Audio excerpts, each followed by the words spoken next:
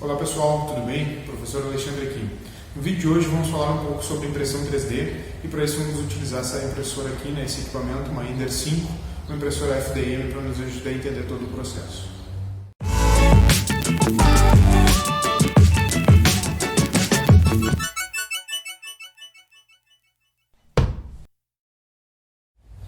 Então pessoal, para iniciarmos vamos entender o que é impressão 3D.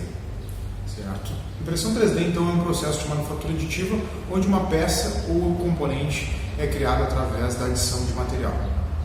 Existem inúmeros métodos e processos diferentes de impressão 3D, mas o que a gente vai tratar aqui é o FDM.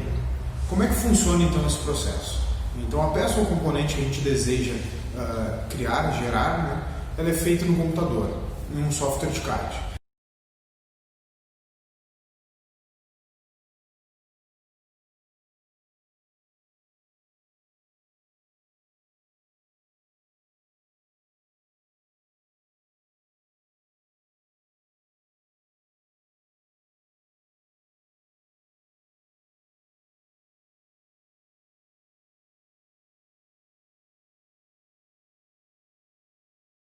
Depois de desenhar essa peça ou componente no software de CAD, essa peça é exportada para um outro software, certo? Um fatiador ou slicer.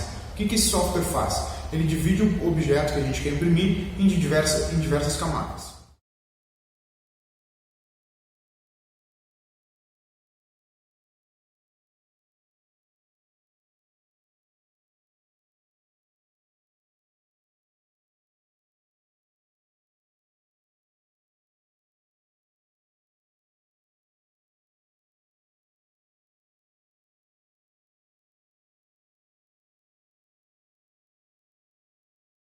Então essas camadas é o que vai ser impresso através do processo de FDM por este equipamento, certo? Então o equipamento imprime todas as camadas da peça e ao final da impressão de todas essas camadas o objeto é gerado.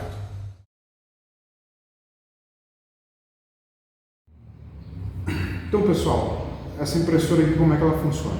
Aqui do lado tem um suporte para colocar a bobina do filamento, certo? Então o filamento é conduzido passando aqui pelo extrusor, onde ele entra no tubo que vai conduzir ele até o hot end, onde fica o bico extrusor, certo? Então como é que funciona todo esse processo? O extrusor vai empurrando, e o bico vai aquecendo e derretendo o material para ser depositado na mesa, Para controlar a impressão, então, a impressora ela possui 3 eixos, 3 graus de liberdade. Um grau de liberdade é da própria mesa aqui, certo? Que controla o movimento dela em Z. O segundo grau de liberdade é em X, certo? Aqui, e o terceiro grau de liberdade é em Y, para frente e para trás do hot end. Como é que funciona? Cada um desses graus de liberdade possui um motor de passo para acionar eles. O do eixo Z ele fica aqui embaixo, aqui atrás, e controla a mesa através desse fuso aqui, que conduz a mesa através dessas guias verticais.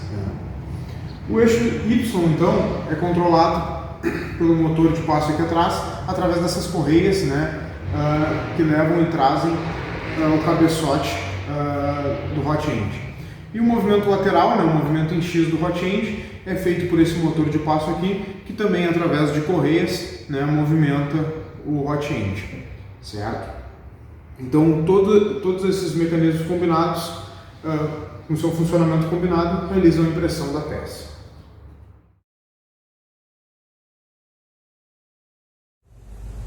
Bom pessoal, outros componentes importantes das impressoras 3D são os filamentos com os quais elas podem trabalhar, certo?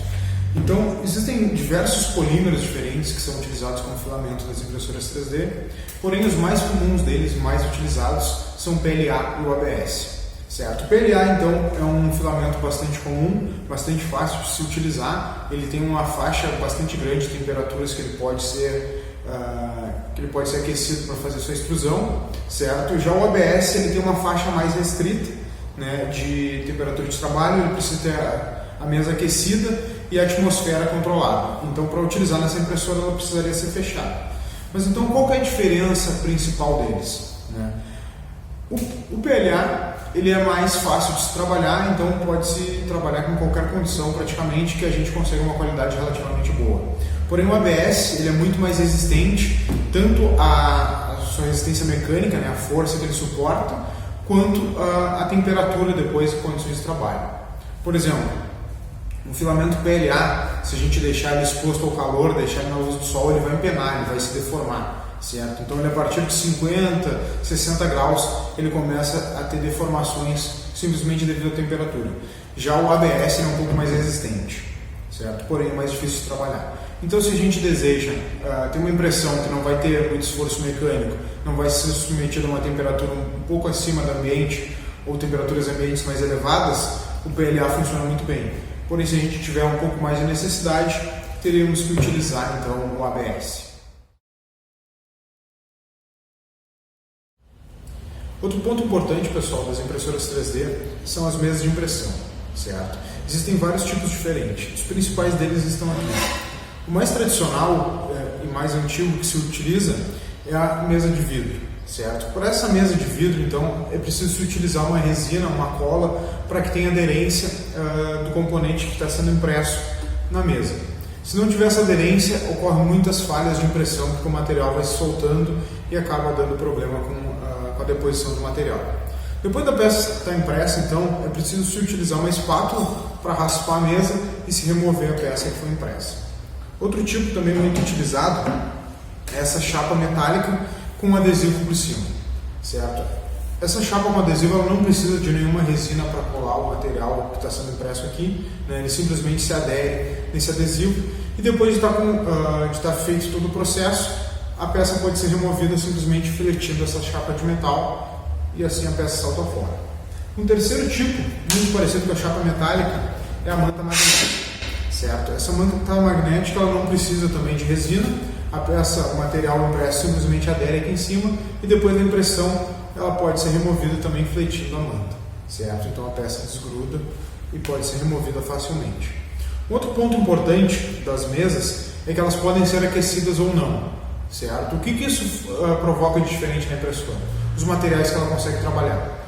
Muitos materiais eles só conseguem ser impressos, eles só aderem à mesa se elas estiverem aquecidas, né? Senão acontece empenamento, descolamento da mesa, então a impressão falha, certo? Um ponto também importante a considerar essa manta magnética.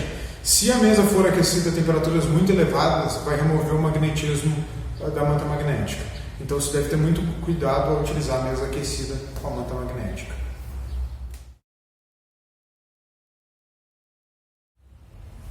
Também muito importante nas impressoras 3D, que garantem uma diferença na qualidade, uma diferença na velocidade da impressão, são os bicos de extrusão, certo?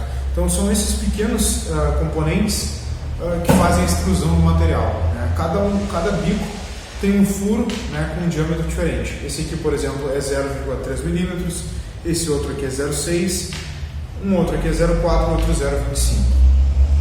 Qual a diferença então? Se eu for utilizar o bico 0,6 para impressão, eu vou conseguir imprimir o material com uma espessura mais grossa, logo a minha impressão vai ser executada de maneira mais rápida.